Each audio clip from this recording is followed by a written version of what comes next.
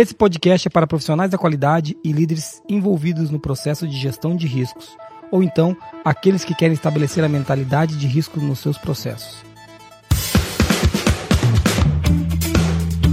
Está começando agora o QualiCast, o seu podcast sobre gestão, qualidade e excelência.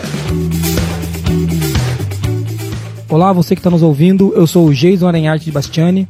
Eu sou a Marina Beffa. Eu sou a Monize Carla. Bem-vindo ao QualiCast.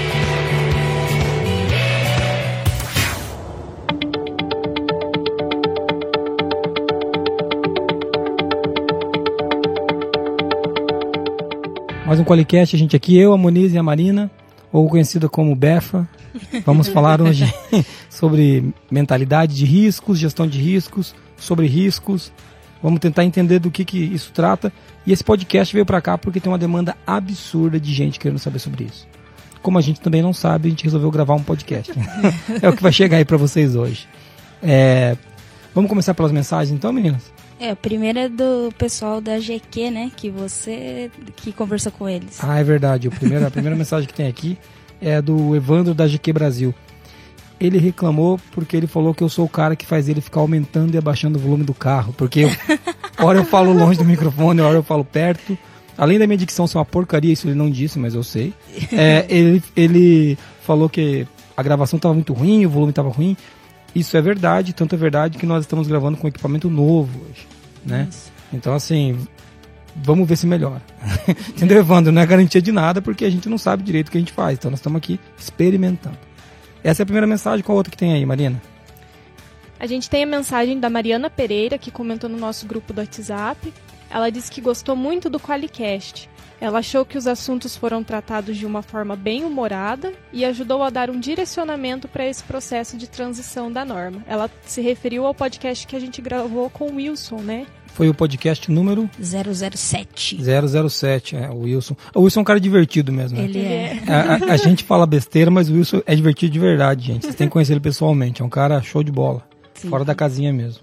Qual que é o outro comentário que tem aí, Monize? A gente tem um comentário do Edson Marques, que veio lá do site do QualiCast. Ele falou assim: não conhecia o site de vocês e fiquei maravilhado com a vasta gama de informações. Gostaria de saber se tem como participar ou se tem como acessar os vários materiais e conteúdos que vocês têm. E se tem algum custo? Olha aí, ó, a gente podia ganhar dinheiro com isso, né? Já pensou? Com alguma coisa vai ter que dar dinheiro nessa empresa, né? Mas não vai ser podcast também, tudo bem. Mas a gente explicou que não tem custo nenhum. Não tem. Tem vários canais que todo mundo pode acessar gratuitamente, canais como o Blog da Qualidade, o QualiCast, né? O próprio QualiCast, ferramentas da qualidade, mais um monte de coisa que a gente vai documentar tudo no post desse QualiCast aí. Isso, vai estar no post. Uma coisa importante para falar disso é que tem custo sim pra gente, né? Esses equipamentos não são de graça, por exemplo. A gente tá pagando. A gente tá pagando, então beleza, mas vamos lá. São suaves prestações, são 10 prestações. Estão pagando, vamos lá, um consórcio. Facilidade para acessar o conteúdo. Fala aí, Monize, do que você está falando? A gente fez uma nova página no qualicast.com.br que fala sobre como ouvir podcast direto do seu celular.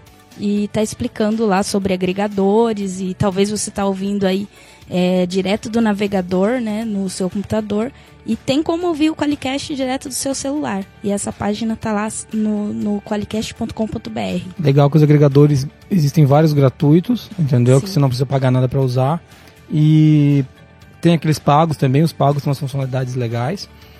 Mas a principal vantagem daí, tanto um gratuito ou um pago, é que você consegue sincronizar o celular com o podcast e a partir de todo podcast novo que sai você recebe no celular automaticamente, pode deixar ele offline e pode ouvir podcast lavando louça, correndo, fica dirigindo. Muito mais prático ouvir pelo celular, né? Muito mais prático, legal.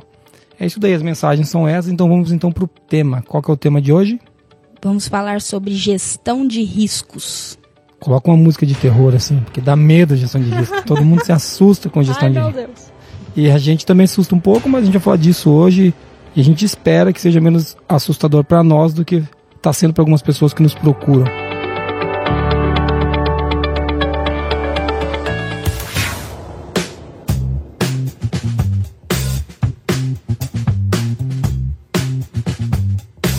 A a gente, na verdade, já tem um material falando de gestão de riscos. Só que antes de a gente ir para esse material que a gente está usando, que a gente vai usar hoje como referência, a gente vai falar um pouco do histórico da gestão de risco, né? E eu procurei, busca de internet, vou procurar alguma coisa, eu não sou especialista em riscos, vamos procurar o histórico. Encontrei muita informação errada também. Legal que informação que não fecha. Então, essa aqui eu usei porque é do site do Tribunal de Contas da União, do TCU. E é uma informação bestinha falando do histórico, o link tá aí na descrição do podcast. Mas ele fala que a gestão de risco pode ser rastreada à época em que os chefes dos clãs decidiram fortificar as muralhas. Eu acho que nós vamos avançar um pouco. Então, assim, eu não quero né? começar lá atrás, porque é um podcast, acho que a gente não termina este ano, entendeu? Então, assim, eu tô vendo já a gente passar pela Idade Média, então vamos avançar um pouco. O que ele fala aqui é que no campo acadêmico, né, as publicações começam em 1921, quando eles começam a tratar um pouco da gestão de riscos especificamente para estabelecer alguns conceitos, né? Falando principalmente da sistematização. Daí depois começa a vir um enfoque que é um pouco mais voltado para o mundo corporativo, institucional, e tem um marco que eles colocam que é 1992, quando tem um comitê que, o COSO, publica em um jornal interno um framework para a gestão de riscos. É aí que eles falam, opa, agora começamos a discutir gestão de riscos. O que chama minha atenção e que é muito novo, né? A gente tá falando de 92. É verdade, né? Não é uma coisa como a gente fala de qualidade, que a gente vai lá em 60, vai em 50, entendeu? Então, tem a minha idade, a gestão de riscos. Tem a sua idade, a gestão de riscos. Eu já tinha 2 anos. Tá bem mais evoluída que você já, né, Marina? Então, mas é isso daí. Então, se a gente for ver isso, é uma coisa muito nova. É só isso que eu queria trazer sobre o histórico. Não é uma coisa tão antiga. É claro que, se a gente voltar para quando o pessoal se preocupava com a muralha e com o clã, né? Hoje a gente pode falar que a gestão de riscos pensada na corporação, que é do que a gente vai falar hoje, ela não é tão nova assim. Quer dizer, não é tão velha assim.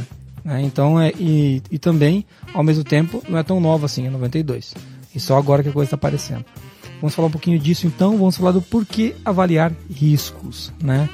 Meninas, por que avaliar os riscos? Para que serve isso?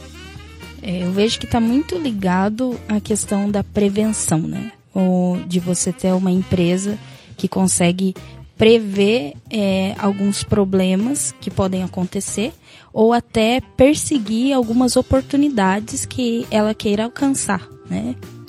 Tem também a parte da preparação da empresa para se aquilo acontecer, né? É muito importante hoje a gente não deixar a empresa parar. Então, acho que é muito importante essa avaliação de riscos. Legal. Uma coisa que que tá o link aqui no post também, eu quero começar a discutir, a gente tá falando aqui do porquê avaliar os riscos, né? A Marina falou da empresa não parar, a Moniz falou da gente evitar alguns riscos. Tem riscos que não podem ser evitados, sim, né? Que a gente mitiga ao máximo. Um risco de incêndio. Ninguém constrói alguma coisa para pegar fogo, entendeu? Na teoria, a gente constrói para não pegar fogo, mas existem imprevistos, um raio, alguma coisa que pode acontecer. E existem várias maneiras de mitigar isso. Né? Aquele aparelhinho que joga água que eu não sei falar o nome, sabe? Aquelas coisas assim que pode ser que mitigue o risco do incêndio. Mas ainda assim existem vários riscos que a gente não consegue evitar 100%. E o que a Befa colocou e se acontecer, a empresa está preparada para lidar com o fato? Esse que é o caso, né? Então a gestão de riscos e avaliar os riscos serve para isso, para a gente saber o que acontece, né? Se acontecer. E o que a gente pode fazer para não acontecer, né? É disso que a gente está falando, basicamente. E não ser também uma empresa, por exemplo, usando o exemplo que você deu de fogo, né? Não ter uma empresa onde só tem bombeiro, né? Uhum. Mas que tenha pessoas que se preocupem, bem isso mesmo. Antes de acontecer, né? Exatamente. Legal. Se você for corpo de bombeiro, é uma empresa que só tem bombeiros. Verdade. Vamos lá, então, vamos avançando.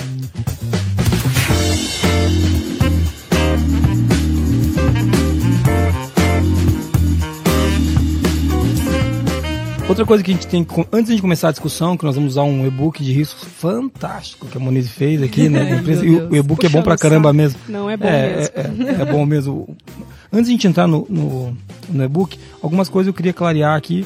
A diferença entre gestão de riscos e mentalidade de risco, né? Tem um post da Muniz que fala disso aí, e eu vou usar um outro conceito aqui para explicar a principal diferença entre a mentalidade de risco e a gestão de risco.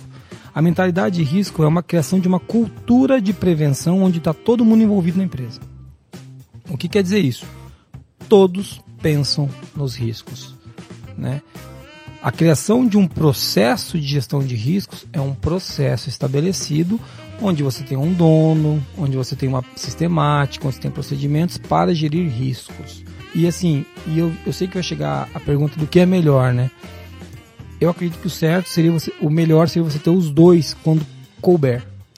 Na verdade, você não começa um processo sem a mentalidade, né? Você precisa de alguém pensando em riscos para você conseguir rodar o processo. E a grande diferença é que a mentalidade de risco não requer um processo documentado. Isso. Exatamente. Isso. E assim, se você está implantando a ISO 9001 2015, você pode parar aqui e ir embora agora, que já valeu para você o podcast. Que a principal pergunta é essa, entendeu? Deu spoiler do podcast, acabou o podcast. Que droga. Porque você não requer um processo documentado, o que não quer dizer que ele não é útil, né? Principalmente dependendo da operação que você tem, né? Mas ele não requer, a ISO 9001 2015 não requer. Eu li alguns artigos fazendo críticas a isso, mas eu não vou entrar nesse mérito agora, tá bom? Então, beleza, vamos partir daqui. Ficou um pouquinho mais claro a diferença de mentalidade e risco, que é quando você avalia os riscos de uma maneira um pouquinho mais sistêmica. Não que o processo de gestão de risco não é sistêmico, também é, mas a mentalidade de risco tem relação com avaliar os riscos sempre por todo mundo. Da gestão de riscos propriamente dita, que é um processo estabelecido, bem mais pesado.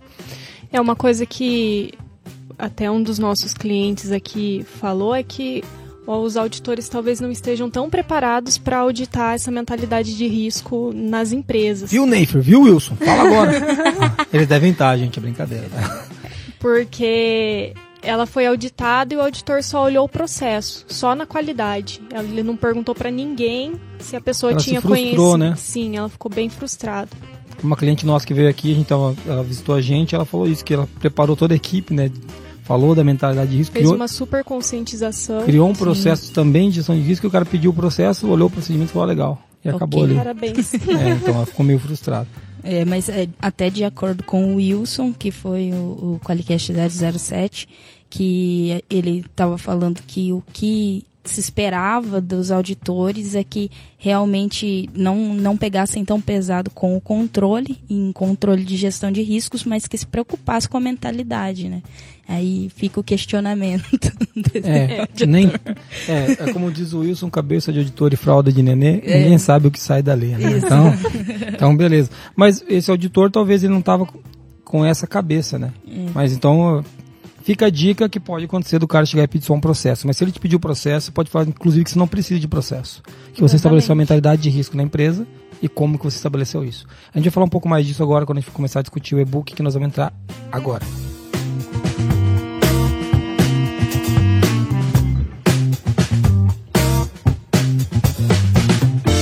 Legal, Muniz, vamos começar falando então do que? Anexo SL. Primeira Deixa a Marina coisa. falar disso. Fala, Marina, Anexo SL, Marina. Então, como que a gestão de riscos de repente surgiu assim, tá todo mundo preocupado e tudo?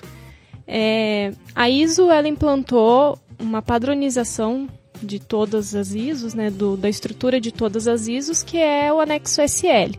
E antes o que a gente tinha ali de ação preventiva, que era focado ali só na não conformidade, virou agora uma gestão de riscos, essa mentalidade de riscos. Então, todas as normas que estão estruturadas no Anexo SL têm o conceito da prevenção de riscos. Legal, então a gente está seguindo o e-book que a gente já falou, e o link desse e-book está aqui no podcast. Vocês podem acompanhar se vocês quiserem, né? Primeira coisa que a gente vai falar agora é de identificar e documentar os riscos. Muniz, você quer puxar esse identificar e documentar os riscos? Sim, lembrando que, como o Jason já comentou, não necessariamente você precisa ter um processo formal de gestão de riscos, mas esse e-book é para ajudar quem quer montar um processo de gestão de riscos, né? Então a gente vai seguir aqui contando um pouco das fases da montagem desse processo documentado, né?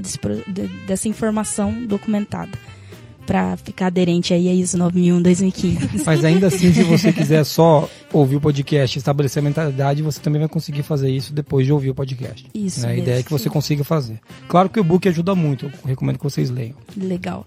O primeiro passo, claro, é identificar os riscos. Você vai provavelmente precisa estruturar isso, porque senão você vai chegar, marcar uma reunião e falar: pessoal, quais os riscos que a gente tem na nossa empresa? Dificilmente você vai ter uma coisa muito produtiva aí, né? O pessoal vai falar desde cair um meteoro até o risco de entregar um produto com defeito. Então, o começo de tudo é você escolher ou um projeto, ou um processo, ou um contexto, para facilitar as pessoas, para envolver, saber que pessoas você tem que envolver nessa identificação de riscos e facilitar as pessoas a colaborarem nisso. O método mais comum é brainstorming, por isso que eu estou falando de uma reunião. Então, provavelmente você pode começar assim, porque existem vários métodos de gestão de riscos, mas para identificação você pode começar fazendo um brainstorming mesmo, juntando todo mundo. E quando a Moniz falou de separar e fazer um brainstorming, é fundamental escolher um pedaço. Separem as coisas em pedaços, entendeu? E escolha um pedaço. Sugestões, processos chaves do negócio, né? Pô, como que é o nosso, quais são os riscos do nosso processo produtivo, né? Quais são os riscos do nosso processo de atendimento ao cliente? Então, por exemplo, um projeto muito grande que a empresa está desenvolvendo e vão para essa reunião para discutir este pedaço. Não abram discussões de tudo, que senão você não vai chegar a lugar nenhum. Quanto mais genérico, mais difícil vai ser. Isso responde uma dúvida que eu vejo que é bem frequente, se precisa fazer gestão de risco em todos os processos. Né? Então, a gente pode selecionar um contexto ou um processo específico, o processo principal da empresa. E aí vai depender da empresa definir o que ela quer, né? Sim, legal. E fazer um por vez, né? Às vezes você tem um monte de processos, às vezes tem um monte de projetos, eu sei que tem muitos contextos dentro da sua organização, mas começa com um. Entende isso, tem uma perspectiva no que você quer atuar depois, mas começa com um e foca naquilo. Exatamente. E um passo a passo. Escolha o que você quer discutir, agende a reunião, reúna dados e envie para as pessoas esses dados antes da reunião. Chegue na reunião, faça um brainstorming para discutir o que vocês estão chegando a algumas conclusões ali e feche uma lista de riscos, os principais riscos. Tá ok? Acho que isso que é o principal. E tem aqui uma coisa que eu queria falar que foi novidade para mim e vai ser novidade para algumas pessoas. Uma oportunidade também é um risco. Isso é chocante. Isso é chocante. Quando a gente chega para ler, ninguém entende nada, né? Como assim risco é uma coisa boa? Então, exatamente. Quando a gente fala de criar a lista de riscos, existem duas classificações que a gente vai usar aqui, né? Duas terminologias. Identificar ameaças e identificar oportunidades. Uma oportunidade também é um risco de uma coisa boa acontecer. Você está entendendo isso? É tipo uma surpresa boa, sabe? É um negócio que pode acontecer. Então, são duas coisas diferentes. Uma coisa muito importante. Não faça a mesma reunião para tratar oportunidades e ameaças dos processos. Né, Moniz? De que foi sua, né? Sim, é porque as pessoas, se elas vão tratar de ameaças em um dia, provavelmente elas vão estar com uma predisposição mental bem pessimista, vamos dizer assim. Não diria pessimista, mas no sentido negativo.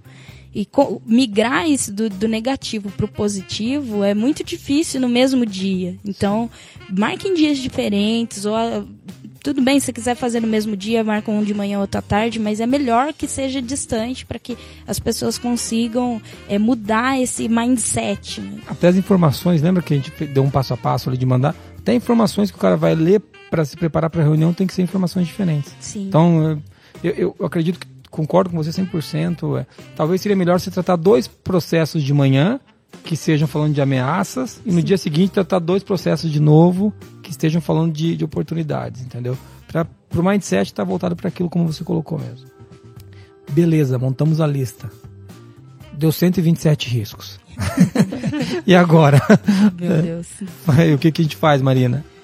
A gente faz um filtro, né? Legal. A gente tem que dar uma prioridade para esses riscos. Então, A gente tem que ver o grau do impacto, qual é o impacto que aquilo vai causar no nosso negócio. Então, se tem lá um risco de cair um meteoro, com certeza ele vai ser menos importante do que um risco do produto com defeito. A empresa tem que avaliar isso na hora de selecionar o que vai ser tratado ou não. Legal.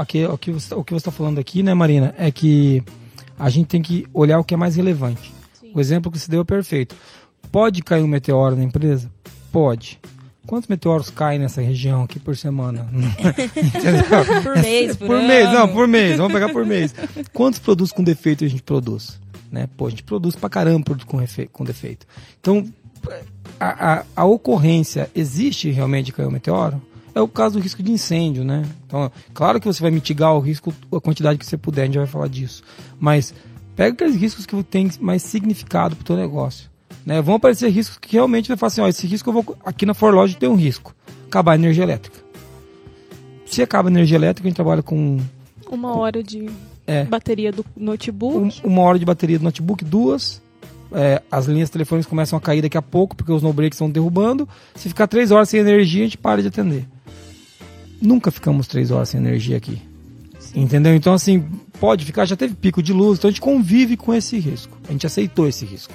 A gente vai falar disso depois. E o legal também tem a ver com foco, né? Você vai focar a sua equipe em resolver o problema do meteoro cair, entendeu? Isso. No que você quer que a sua equipe gaste a energia, né? Invista em energia. É naqueles riscos que vão melhorar a operação, que vão trazer mais lucro e assim por diante, né? Ou seja, a gente não precisa tratar tudo que a gente identificar, né? Isso. Legal, isso aí. A escolha da empresa.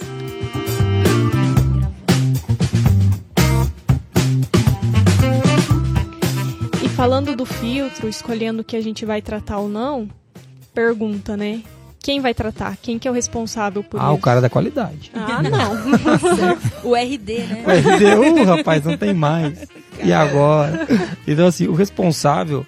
Primeira coisa importante, tem um responsável para cada risco. Para cada conjunto de risco, grupo de risco. Sei lá, o cara pode ser responsável por mais de um risco. Mas não é assim, o departamento comercial é responsável pelo risco. O departamento de produção... Não, é a pessoa. Uma pessoa. Um responsável. Esse responsável tem que ser uma pessoa com a capacidade de analisar a causa do risco. Né? Não adianta você pegar e colocar a pessoa que não tem capacidade de fazer nada para analisar se aquilo está certo ou está errado. Não tem nenhum conhecimento sobre aquilo. Sobre o processo ou sobre o local onde o risco pode ocorrer. Então, é isso aí mesmo. E não significa que, porque tem que ser um responsável, que ele não vai ter uma equipe de apoio, né? Envolver pessoas. Claro, né? É importante envolver pessoas, assim como é importante envolver pessoas numa análise de causa de uma não conformidade. Isso. Né? Mas é aquela velha história. Cachorro com 2 donos, né? Morre de fome.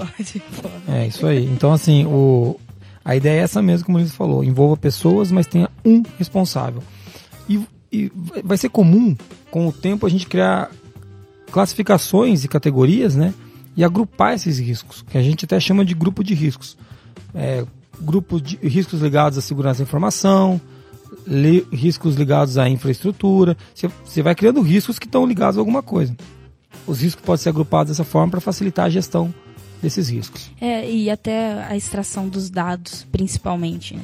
Existem empresas que estão num certo nível de maturidade que necessitam dessa classificação. Talvez em primeiro momento não seja o seu caso, né? Você vai ter um risco ali dentro da produção que não precisa necessariamente fazer um monte de categoria, um monte de grupo, um monte de classificação. Mas daí empresas que já estão que tem muito grandes, que tem um grande volume de riscos e talvez ali dentro da segurança da pessoa, né? Segurança do trabalho. Segurança do trabalho. Talvez ele queira analisar só os riscos ergonômicos.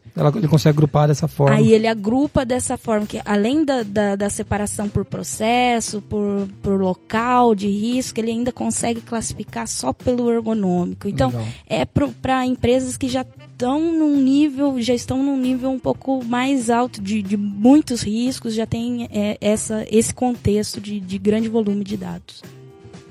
Moniz, você falando então de local de risco, né? O que é o local do risco? É bem diferente do departamento e não é só, por exemplo, quando você fala, tem um risco lá na produção, né? O local de risco talvez seja a máquina X, que é dentro da produção. Ou tem um risco na cozinha ou na copa da empresa, mas o risco é no fogão.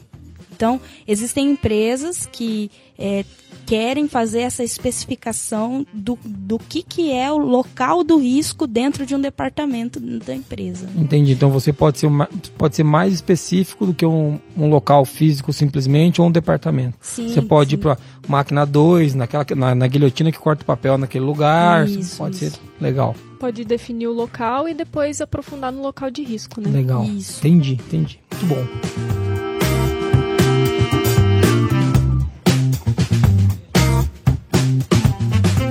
Bom, depois de definido, você vai ter a lista, você já fez um filtro, você já fez as classificações que você julgou necessária. Não tem assim muito... tem que acertar, tem que fazer certinho. Faça, depois vamos fazer um piloto, né? Estamos identificando aqui os riscos para ver o que vai dar. Aí você vai fazer a primeira análise de risco, né? Então você tem que definir alguns critérios para fazer a análise de risco. E dois critérios que são os mais comuns na análise de risco é analisar a probabilidade e o impacto daquele risco. A gente vai falar da matriz de risco, mas isso vai ser um pouco mais para frente. Vamos deixar um link aqui também nesse post sobre a matriz de risco, mas não dá para ficar falando dela aqui, porque ela é uma matriz, a gente vai ficar falando, imagine uma matriz com linhas verticais e horizontais, não vai ajudar, entendeu? Então não é isso. Eu acredito que a gente pode entrar falando então principalmente do que é a probabilidade. A probabilidade é uma coisa que, por mais idiota que pareça, a Marina vai rir quando eu falar isso, mas é comprovável que ocorra, né? É simples assim, né? Tem uma relação direta com a frequência de determinado risco. Existem riscos que acontecem e a gente sabe que eles acontecem. E, por exemplo, uma peça com defeito. Pode ser que não aconteça tanto assim, mas você sabe que todo mês eu tenho um lote que tem uma peça com defeito, 2 peças com defeito. É claro que você quer eliminar isso, quer chegar no defeito 0, mas esse risco o ano passado eram 4 peças, esse ano já está em 2 e você está chegando ao 0. Então esse risco ocorre, você tem que botar isso na tabela. Outra coisa, a gente tem uma sugestão de tabela que você pode usar, mas é uma sugestão nossa, mas você pode criar a sua. E a probabilidade é isso, é o quão provável de acontecer é aquele risco. Sim, e daí você que vai classificar se o tanto que aquilo é provável de acontecer é alto, é baixo, é moderado, é você que vai definir o número de vezes que significa baixo, ou moderado, ou muito alto, ou muito baixo. Na nossa tabela, por exemplo, muito baixa nunca aconteceu. Sim. Né? A gente coloca lá 10%. O muito alto ocorre semanalmente. Né? Então, é claro que você vai definir a sua tabela, como a gente falou, mas a gente tem uma sugestão que é o que a gente costuma usar aqui. De repente, o muito alto aí na sua empresa ocorre diariamente. Isso, né? Exato. E aí a gente tem um impacto também, né? O impacto é o quanto que aquele risco, se ele acontecer, vai afetar o negócio da empresa, né? Então, isso é assim um pouco mais qualitativo do que quantitativo, ver dias, né? Ver períodos. Você tem que definir quanto que aquilo vai afetar mesmo. Afetar o seu negócio diretamente, né? Isso. Está relacionado ao contexto da organização, que a ISO 9001-2015 fala. Se você analisou o contexto da organização de uma maneira bem, assim, boa, né? Foi uma análise boa do contexto da organização, vai ficar mais fácil conduzir isso, qual é o impacto desse risco dentro da sua empresa. Isso, para ficar um pouco mais claro, falando de impacto, vamos pensar assim, um impacto muito baixo. Ele aconteceu o risco e os danos são pouco significativos. Sei lá, tivemos que trocar a peça de uma máquina, que teve um custo baixo, pouco significativo. Agora, o muito alto, os riscos, por exemplo, são irreversíveis ou com custos economicamente inviáveis, né? Então, assim, do que a gente está falando aqui? Estou falando de fabrico um remédio E pessoas morrem, o dano é irreversível, isso não pode acontecer, o risco é muito alto nesse local de risco, né? Tem coisas que você não pode deixar acontecer de jeito nenhum. Então assim, ou então, eu não cuidei da minha copa, a copa é no meio da empresa e pegou fogo na empresa inteira. Então, tem coisa que a gente tem que... Qual que é o risco disso acontecer? Alguns riscos desses, por exemplo, vocês já vão ver que o próprio estado, a máquina, não vou entrar no mérito se é certo ou não, ele cuida. Nós não conseguimos colocar um botijão de gás dentro da ForLogic. É proibido. Sim. Porque se explodir, pode pegar e falar, não, mas vai ficar no terceiro piso. Não pode. Aí desmorona tudo em cima da gente. Não, exatamente. Por quê? Porque eles avaliam que se pegar um botijão de gás aqui, ele pode explodir, pegar fogo e morrer gente. O dano é irreversível. O impacto, a probabilidade é pequena, mas o impacto pode ser alto demais. Então alguém decidiu que nós não podemos ter um botijão de gás aqui dentro. Tem que fazer uma casa de gás lá fora e tal. Toda uma preparação para isso. Mas, por exemplo, esse é um exemplo de um dano que seria irreversível, a perda de uma vida. E aí foi muito legal que o Jason, você falou sobre que às vezes a probabilidade é pequena, mas o impacto é muito alto, porque é exatamente para isso que servem os 2 critérios, para definir a prioridade que você deve olhar para aquele risco, né, para aquela ameaça ou oportunidade. Daqui a pouco a gente vai falar um pouco mais sobre isso, mas... Por exemplo, deixa eu dar um exemplo aqui, Mo. Pode, por exemplo, por favor. A gente tem um risco que é moderado. Acontece uma vez ao ano. Pode acontecer uma vez ao ano. E um impacto alto. Que os danos são reversíveis em curto prazo ou médio prazo, porém o custo é muito alto. Putz, será que não vale a pena tratar? Acontece uma vez por ano. O custo é muito alto. Acho que vale a pena a gente cuidar disso. Né? Então, é aí que a gente vai priorizar, né? Sim. É cruzando essas duas coisas e essa matriz ajuda a gente a decidir isso. A matriz de risco. A matriz de risco não vai mostrar para vocês, porque a gente não tem realidade virtual para isso aqui agora. Isso não é um vídeo, isso é um áudio. Tá? E para definir probabilidade e impacto, a gente tem que saber quantas vezes o risco acontece, tudo. Então, é muito importante a gente documentar as incidências. Muito importante. Muito importante. Então, a partir do momento que a gente identifica que tem aquele risco, toda incidência, toda vez que o risco acontecer, tem que ficar documentado. É importantíssimo. Isso é muito legal porque a impressão que eu tenho algumas vezes quando eu falo de gestão de riscos, eu não sou especialista nisso, mas eu tenho a impressão que ele é um processo teórico, sabe? Se os riscos acontecerem, deu eu perguntar aí, onde você já documentou algum? Não, nunca aconteceu. Eu falei, cara, nunca aconteceu nenhum risco na sua empresa. Ou na ForLogic tá tudo muito errado, porque a gente tem um monte de registro de fraude, né? É ruim demais. Porque a gente registra incidência. Então, o que é registrar incidência, gente?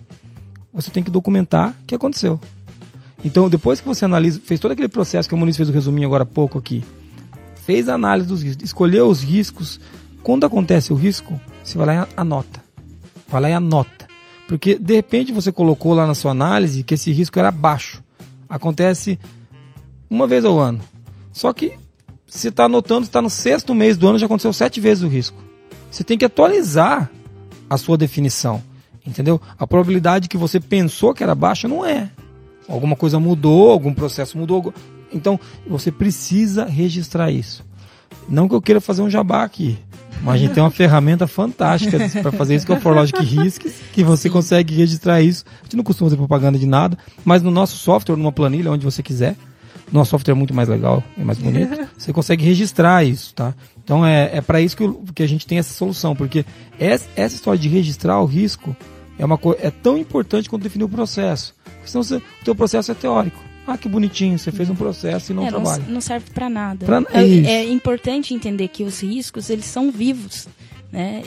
Até a gente sempre fala, sempre que mudar o contexto, mudou alguma coisa no contexto, pode ter mudado a probabilidade, pode ter mudado o impacto, totalmente. Inclusive os riscos podem ter mudado, que você acabou de abordar uma coisa nova que você não fazia, então isso está dentro da probabilidade mesmo. E aí vem a importância da avaliação periodicamente dos riscos, né? Não adianta levantar uma vez o risco, analisar a primeira vez e deixar ele morrer lá.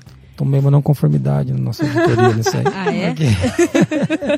Eles foram auditar, a auditoria interna foi auditar a alta direção aqui, me deu uma não conformidade porque eu não avaliei os riscos. Ela falou assim, tua palavra tá nota 10, mas tô vendo aqui nos riscos. Tava tudo atrasado, gente. Pô, Auditores. Tá vendo auditores malditos? Tá vendo como que é? Não tava tão atrasado, que tá atrasado, a gente simulou a data da auditoria, né? Tá certo. Talvez aqueles riscos que estão atrsados lá, eles já mudou o nosso contexto e a gente não atualizou eles. Né? Isso, pode ser. Mas a gente vai melhorar nisso. Gente. Isso, é verdade. Para de discutir os riscos da empresa aqui. Legal.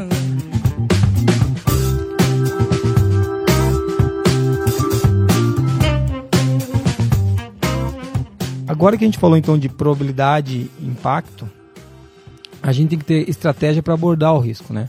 Porque, beleza, a gente foi lá, montou a matriz, apareceu lá que tem uma coisa que é bom a gente tratar porque pode ser que dê ruim, se der ruim vai custar muito dinheiro. E agora? E agora o que a gente faz? Vai dar ruim, gente, a gente não sabe quando, a gente faz o quê? Uma novena? Corrente de oração? Não, a ideia não é essa. Vocês podem orar. Pode fazer, não né? tem nada de errado, a gente recomenda também, mas vamos atuar no processo, sabe? Vai que Deus iluminou a gente para resolver o problema, então vamos atuar a gente no processo. Nós somos ferramentas na mão dele, né? É assim que funciona. Então, depois que você definiu probabilidade e impacto, a gente precisa ver qual que é a estratégia que nós vamos usar de verdade para tratar isso, né? Lembrando que nós estamos falando de ameaças, né? Não são oportunidades, porque lembra aquela confusão que o risco pode ser uma ameaça ou uma oportunidade. Sim, e existem estratégias para abordar ameaças e diferentes estratégias para abordar oportunidades. Mas né? tudo é risco. Tudo é risco. Meu Deus. Aí aqui a gente vai falar como se preparar para esses riscos, né? Exato. Então a preparação para uma ameaça é diferente de uma preparação para a oportunidade. É isso aí. Falando das estratégias para ameaças, a gente pode pensar em prevenir, eliminar ou evitar, que é eliminar a causa do risco, né? Que é a gente pegar e trabalhar para que aquilo não aconteça mais, né? O exemplo que a gente deu aqui tem o risco de incêndio na copa por conta do fogão. Então a gente tira o fogão, entendeu? Não tem mais esse risco, né? Ou a gente coloca um fogão elétrico. Então esse risco sumiu. Sim, é uma abordagem bem mais radical. As pessoas costumam dar o exemplo também de carro, né? Eu tenho um carro e eu tenho medo do meu carro ser roubado. Quando eu assumo a estratégia de prevenir, eliminar ou evitar, eu resolvo que eu não vou ter carro. Aí eu não serei roubado mais. Uma boa estratégia. Funciona. Nem sempre essa estratégia cabe ao risco, né? Dependendo da Existem situação. coisas que você não pode escolher Não dá, né? eliminar, né? Uma outra coisa que o pessoal também pode usar como estratégia é mitigar ou reduzir, que é quando a gente trabalha para diminuir a probabilidade ou o impacto daquele risco, né? Sim. Então isso é uma outra coisa que a gente pode fazer. É muito comum esse, né? É o que a gente mais tenta fazer, né? Evitar aquilo, diminuir, na verdade, mitigar o problema. Sim, né? sim. Mas também não é tão simples assim. Tem um que eu gosto de fazer, segundo a Moniz é porque eu sou chefe, transferir ou terceirizar. É bem sua cara. bem a sua cara. É mentira dela, pô. Eu não faço isso, não. Significa que você colocará o risco na responsabilidade de outra pessoa. Por isso que você mandou eu implantar ISO, né? Isso. Tô entendendo. Maldade, cara. Pô. Legal. Transferir ou terceirizar, geralmente a gente costuma dar o exemplo de quando você, no exemplo do carro, você contrata um seguro. Então, ainda existe o risco do carro ser roubado, mas o impacto dele não vai ser em você, vai ser num terceiro que vai estar assumindo aquele prejuízo ou aquela consequência. Do risco, isso aí. E a última, Marina, qual que é? Aceitar. É isso aí. Aceita que dói menos.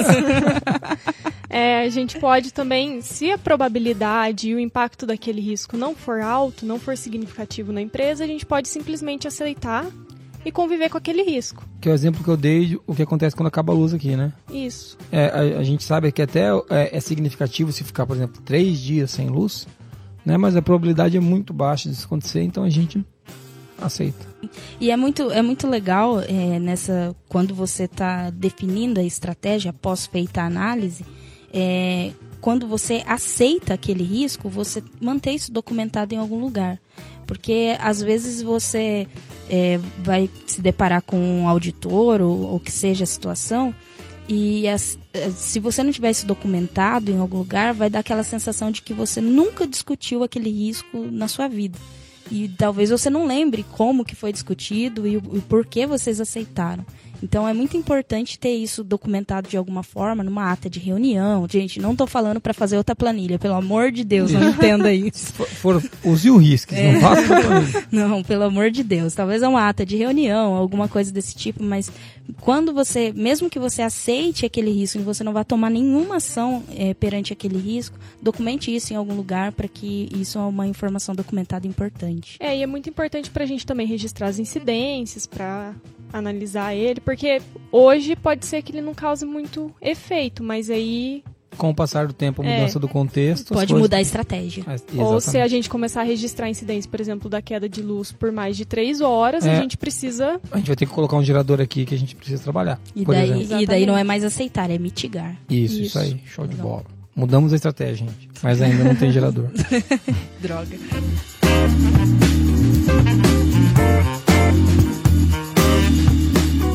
Vamos lá. Oportunidades, né? O que a gente faz então para tratar as oportunidades? Eu falei só do que ia dar errado. Alguém fala das oportunidades, vai. Quero ouvir notícias boas. A primeira estratégia que a gente tem é explorar ou perseguir aquela oportunidade. Então, falar, vamos atrás dessa oportunidade, vamos elaborar ação para a gente conseguir e ir atrás mesmo, abraçar aquela oportunidade e fazer ela acontecer. É o tipo de coisa, quando a gente vê uma coisa boa que pode acontecer, a gente toma ações, estratégias, se move naquela direção, né? Vai para aquele lado. Assim como o prevenir, eliminar e evitar é uma abordagem mais radical, que é do tipo não vou ter carro, o explorar ou perseguir é uma abordagem mais radical para alcançar a oportunidade. Então, sabe quando tem um determinado projeto que você para a empresa inteira ou faz um mutirão para conseguir entregar aquilo para determinado cliente, que você vê que aquilo é uma oportunidade? Então, você está explorando e perseguindo. É uma abordagem muito mais radical. Isso tem uma outra abordagem que você pode melhorar, né? Que quando a gente vai fazer ações para ficar mais perto daquela oportunidade, mas a gente não vai fazer uma busca daquilo, né? Por exemplo, vou dar um exemplo esdrúxulo. Se a gente tiver qualificação numa tecnologia X, o mercado tá muito pujante nessa tecnologia, nós vamos ter mercado vamos ter clientes para comprar isso. Abraçar a oportunidade seria se qualificar na tecnologia, fazer pesquisa de mercado, encontrar o cliente, fazer apresentação, fazer reunião, estabelecer equipe de venda. Isso é uma coisa. Melhorar significa o seguinte: vamos preparar o time de desenvolvimento para estar pronto se aparecer.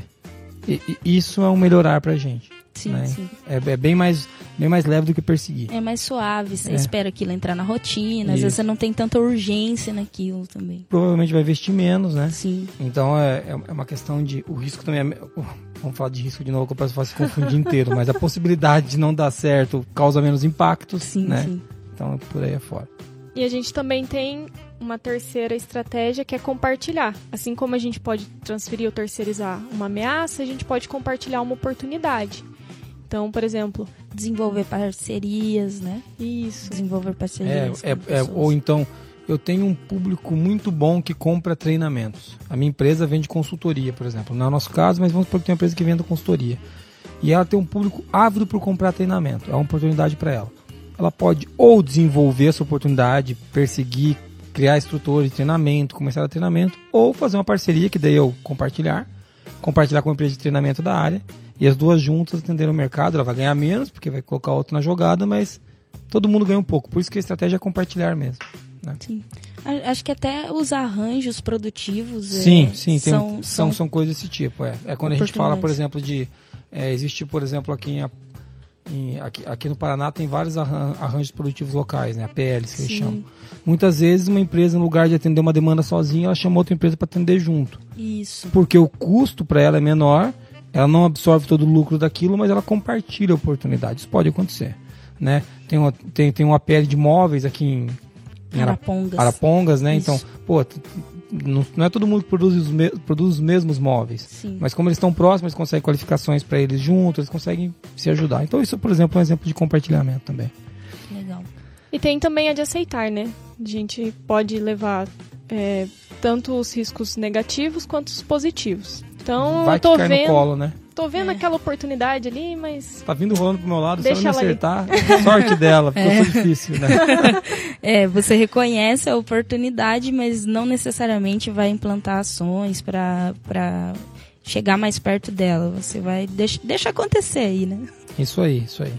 Só para voltar a falar da matriz de riscos, e depois que a gente já definiu as estratégias para cada um desses riscos, geralmente fica visualmente disposto isso na matriz de risco. Ela serve exatamente para isso. Tá? Na figura que vocês vão ver aqui no link, vocês vão entender do que a gente está falando. O ForLogic Risks ele monta essa matriz automaticamente de acordo com as informações que são colocadas ali. E ela também é conhecida como matriz de probabilidade de impacto, né? É uma ferramenta visual para a gente fazer isso daí, para ver o nível de criticidade de cada risco. Para ajudar a entender o que a gente tem que tratar e o que pode esperar um pouquinho. Porque ali no que está no vermelho, ali o que pode acontecer mais fortemente, tem um impacto maior, então a gente ataca eles primeiro. Geralmente essa que é a lógica.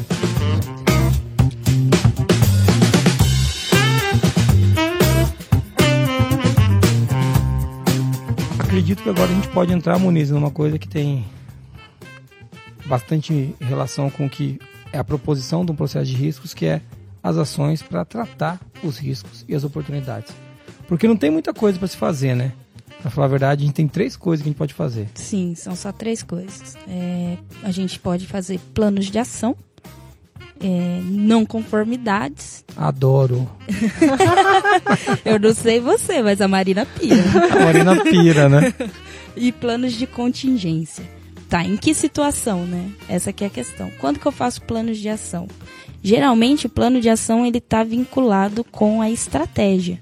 Então, você definiu lá que a sua estratégia é mitigar um risco, ou seja, você vai diminuir a probabilidade daquele risco acontecer.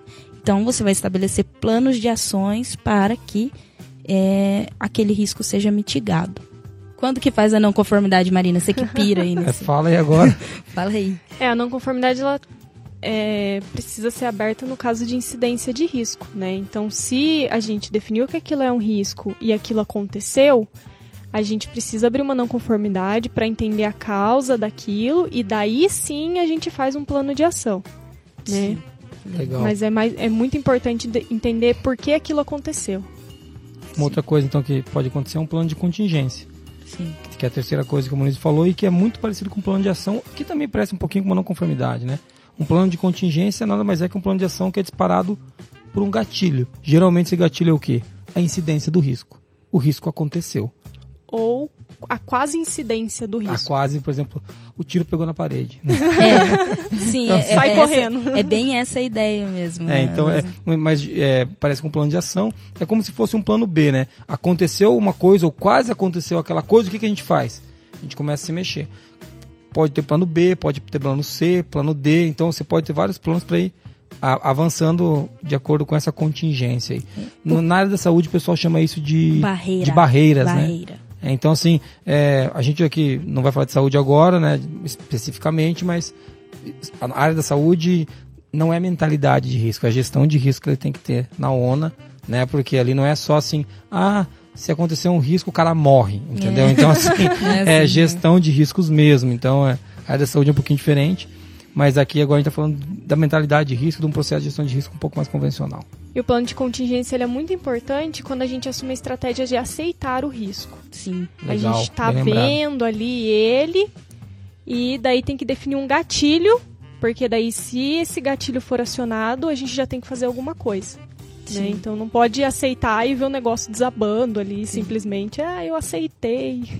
É muito importante o plano de contingência. O plano de contingência pode ser estabelecido independente da estratégia. Não importa o que você definiu ali, se você pode ter um plano de contingência. Se esse risco acontecer, eu vou fazer alguma coisa. Isso. É basicamente isso. Lembrando que, mas eu entendo que a Marina fala, quando a gente escolheu aceitar, você tem que ter um plano. Sim. Né? É importante, né? Você escolheu aceitar, né, cara? Uma questão legal, toda incidência deve virar uma não conformidade? E agora, Marina? Depende. Marina depende do impacto daquilo pra você, né? de tantas vezes que aconteceu, a gente pode, por exemplo... Do impacto no processo, naquilo... registrar várias incidências e na análise do risco a gente abre a não conformidade para entender aquelas incidências, né? Entendi. Aí depende das suas estratégias. E às vezes também é uma não conformidade só, né? E assim, você teve várias incidências, mas essas incidências estão ligadas a uma única causa raiz. Isso. Então ela vai servir como registro para você fazer a análise de causa daquela não conformidade. São só evidências da não conformidade, né?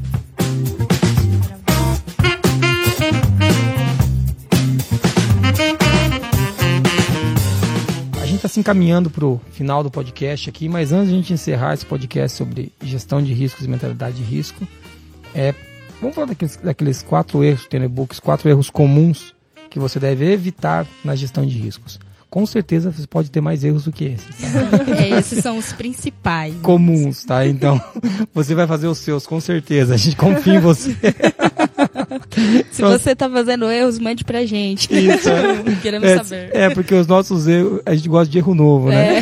É isso aí. Vamos lá. Ó, esse erro aqui a gente fez, hein? Não definir uma rotina de análise. Isso. A não conformidade do chefe ali, a minha NC veio daqui, cara. A minha NC devia ter lido mais. Por isso que é dia 15, é o dia do meu aniversário ali, ó. Droga. Legal. Então, vamos lá. Os riscos, eles são vivos, né? Eles não são uma coisa estática. E se você não está analisando os riscos, você não sabe se aquele contexto mudou. Sim. Se agora aquele risco que acontecia uma vez a cada semestre não passou a acontecer mensalmente, porque você não está olhando para aquilo, né? Então isso fica meio voando, fica no ar, tá? Então quando a gente fala de definir uma rotina de análise, é simples, gente. Por todo trimestre a gente vai olhar para pegar os nossos riscos, ver o número de incidências, olhar se aquelas estratégias que nós definimos ainda são válidas. É uma coisa simples. Era só eu ter feito. Sim. Na verdade, a análise do risco ela deve acontecer independente da quantidade de incidências. Isso é muito importante. Isso aí. Então, você definiu, vamos analisar esse risco uma vez por mês, uma vez por trimestre, uma vez por ano, não sei. Tem que ver o contexto aí do seu risco e o quanto ele impacta a sua empresa. Mas ele independe. Não aconteceu aquele risco, não teve incidência, não importa. Você tem que analisá-lo. É como se fosse um indicador. O indicador você não define que vai analisá-lo mensalmente ou trimestralmente. É a mesma coisa, é a mesma ideia. E a análise também, ela não precisa ter uma periodicidade definida, né? Não. Por exemplo, se eu estava analisando um risco de 3 em 3 meses e agora eu decidi que eu vou analisar daqui a um mês. Então, não precisa ter assim uma periodicidade super definida e controlada. Eu quero analisar hoje, não posso, tem que esperar 2 meses. Não. Legal. Mas é muito importante ter essa rotina de análise. Se você faz mais análises, isso não é um problema. Né? O problema é quando você deixa de fazer. Legal. Segunda coisa que aparece aqui é deixar de documentar as incidências de risco. Isso é o principal, cara. Porque não adianta você ir analisar e você nunca registrou nada, né? Então... você fica cego para aquele risco, né? Ele tá acontecendo ali, você vai analisar e fala, oba, o impacto dele é muito baixo, a probabilidade nunca aconteceu, baixa. vocês viram? Nossa, não olha acontece. que beleza. E os clientes reclamando, né? Exatamente. Se você for lá ver as NCs de reclamação de cliente, tá reclamando Produto sobre não conforme, bombando lá, né, cara? Saindo, o risco do cara se cortar com a embalagem tá voando, né, cara? Com o dedo cortado todo dia, isso aí. Aí é meio sem sentido, né? Outra coisa que aparece aqui é evitar riscos ao invés de gerenciá-los. Do que ele está falando isso aí, Moniz? Na verdade, quando a gente fala de risco, ameaças e oportunidades, as pessoas têm esse costume de se ancorar em ameaças. E dá a impressão de que o cara do risco, o cara da prevenção, ele vai ser o pessimista da empresa. Não é isso. Ele vai ficar naquela assim, não, isso nunca vai acontecer, né? Não, mas isso tem muito riscos, mas e se isso, e se aquilo, mas numa abordagem negativa. E daí as pessoas que têm as boas ideias, que têm os bons projetos a desenvolver, acabam desanimando e disseminando uma cultura assim de... Ai, meu Deus, não vamos fazer nada porque tudo é arriscado, né? Então não é essa a ideia. A gestão de risco, a mentalidade de risco é para prevenir, para a gente fazer um melhor trabalho. Não Ou seja, tem coisa que a gente vai fazer que vai ter risco e a gente vai topar, porque inclusive pode dar muito certo, a empresa vai ganhar dinheiro com isso e pode ter algum problema que a gente vai perder alguma coisa. Sim, que alguém vai falar e se, e daí você vai falar e daí. Então, vai ter coisa que vai ser assim. Então é disso que a gente está falando. Quando a gente fala evitar o risco ao invés de gerenciá-los, é um problema, é um erro comum, porque a gente começa a evitar tudo que pode ter risco e deixa de aproveitar oportunidades. A gente para de pensar naquilo, né? E isso é ir contra a mentalidade de risco. Lembrando que tem 4 estratégias para cada para ameaças e oportunidades. E não é só evitar as estratégias. Show de bola. E a última que está aqui é pensar apenas na implantação de um processo de gestão de riscos, né? Quando a 9001-2015 trouxe a mentalidade de risco, ela trouxe de uma maneira mais suave, onde eu não preciso ter um processo de gestão pesado de riscos, mas eu posso, em cada processo meu, dizer quais riscos que eu observei que podem ocorrer. E citar, isso aqui a gente vai mitigar, isso aqui a gente vai fazer assim. Para ser leve mesmo. Quando a gente faz isso, todos os processos têm riscos discutidos.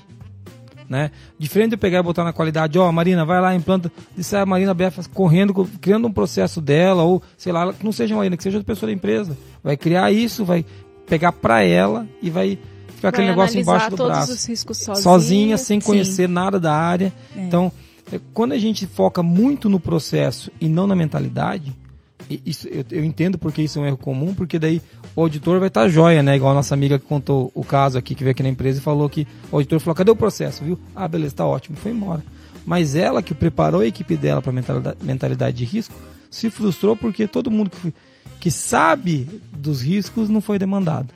E na verdade, mesmo o auditor não perguntando, ela está certa, continue fazendo isso, que esse é o melhor modelo, né? Ela entendeu a importância disso, né? Isso. Ela entendeu que não é o processo, que todo mundo tinha que estar ali pensando em riscos. Legal. Então. E é importante também entender que isso está ligado à continuidade. O principal nesse caso, tanto quanto a ISO fala, tanto no e-book, não é o processo documentado. É as pessoas entenderem que as operações podem ter ameaças e oportunidades. E trabalhar isso para melhorar a empresa, gente. Nada demais. E aí também é o caso de implantar o processo apenas para auditoria. Né? Tô com medo do auditor, ele vai vir aqui e não vai entender mentalidade de risco e vai pedir um processo. Você tem que estar preparado, né? Não é para implantar só por causa da auditoria que depois não vai rodar. Não vai ser sistematizado dentro da empresa. Bem legal. E a mentalidade de risco foi pensada... As normas geralmente são pensadas para trazer ganhos para os processos, não para serem auditadas. Tá? Então, de novo, aquilo que todo mantra que a gente fala aqui, se você está implantando certificação para ter um certificado, você está fazendo pelo motivo errado. Né? Então, a gente é um defensor da certificação pela qualidade que ela traz para os processos. E a mentalidade de risco traz isso. E é legal ver que a gente também falha, por exemplo, a não conformidade que eu tomei, né? Não interessa se passou um pouquinho do prazo e você não fez. É legal a gente ver que, como isso não estava na rotina, né, Marina? Isso. Na análise crítica, a gente não tinha olhado isso na análise crítica e a gente, tomamos um pau na nossa própria auditoria interna.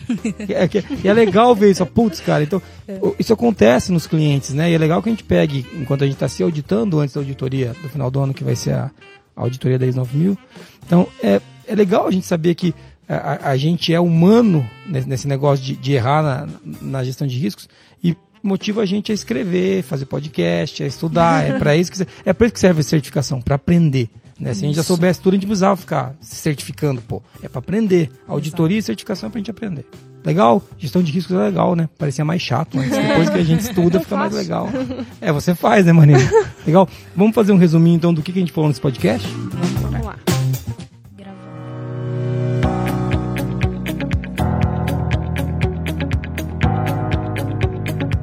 Falando do resumo, então, resume aí, Moniz, o que a gente viu nesse podcast? A gente viu um pouquinho sobre como identificar os riscos, né? Que a gente até falou sobre fazer uma reunião com as pessoas que estão interessadas naquela pauta, né? Naquele processo ou projeto que você vai identificar os riscos.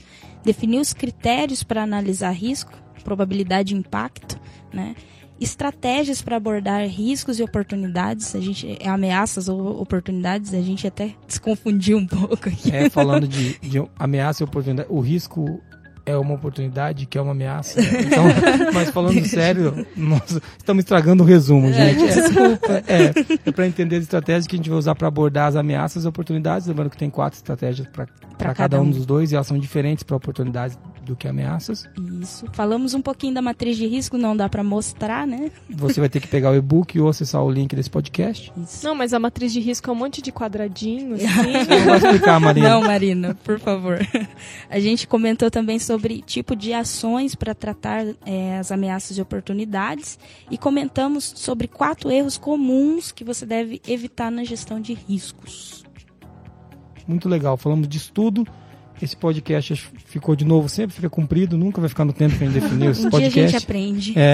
Eu espero que você que está ouvindo a gente tenha se divertido igual a gente, se divertiu para fazer esse podcast. Mais uma dica, antes da gente encerrar, vai ter no link desse podcast um hangout sobre gestão de riscos que a gente fez para falar da nossa ferramenta com algumas pessoas que são com alguns clientes nossos, né? Mas a gente vai deixar o link para quem quiser conhecer um pouco mais, porque é uma prática que a gente está estabelecendo agora de fazer hangouts periódicos, então quem quiser acessar vai estar disponível lá. Nesse hangout é bom porque a gente vê na prática como que funciona, né? É verdade. Quem quiser ver uma gestão de risco acontecendo na prática vai conseguir ver lá.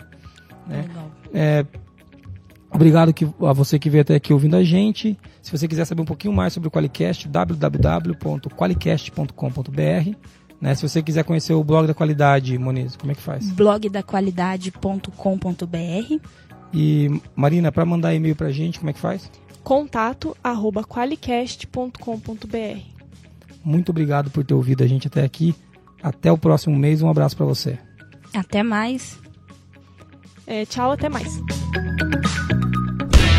O Qualicast é patrocinado pela Forlogic, uma empresa que surpreende os clientes com relacionamentos e tecnologia que simplificam a qualidade. Venha fazer parte da maior comunidade de qualidade do Brasil. Para mais informações, acesse qualiex.com e conheça a solução definitiva em software para a gestão da qualidade.